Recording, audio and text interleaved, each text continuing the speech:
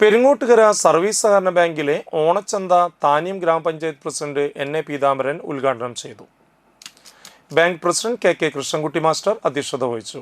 Block panchayat member Sijo Pulikkottil, secretary P J. Shiny, Sheeja Bharathan, committee അംഗങ്ങളായ രചന, സുരേഷ് ബാബു, പ്രദീപ് പി.എൻ. എന്നിവർ സംസാരിച്ചു.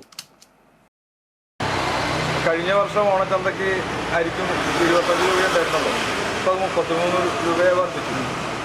അപ്പോൾ ഇക്കൊല്ലം ഓണച്ചന്തയിലെ സാധനങ്ങൾക്കൊക്കെ വലിയ വില വർധനം ഉണ്ടായിട്ട് പഞ്ചസാരയ്ക്ക് വർദ്ധിച്ചിട്ടുണ്ട്. എല്ലാം പയറ്, പരിപ്പ്, മുളക്, അങ്ങനെ എല്ലാ സാധനങ്ങൾക്കും അരിയുടെ വിലയാണ് പറഞ്ഞത് 25 33.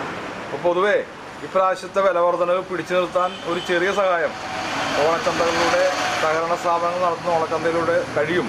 സാധാരണ ജനങ്ങൾക്ക് ഒരു സഹായം തന്നെയാണിത്. ഈ ഓണച്ചന്ത എല്ലാ വർഷവും 110 വളരെ വലിയ രീതിയിൽ തന്നെ ഓണച്ചന്ത നടത്താറുണ്ട്. ഇപ്രാവശ്യവും വലിയ സംവിധാനത്തിൽ തന്നെയാണ് ഓണച്ചന്ത നടത്തുന്നത്.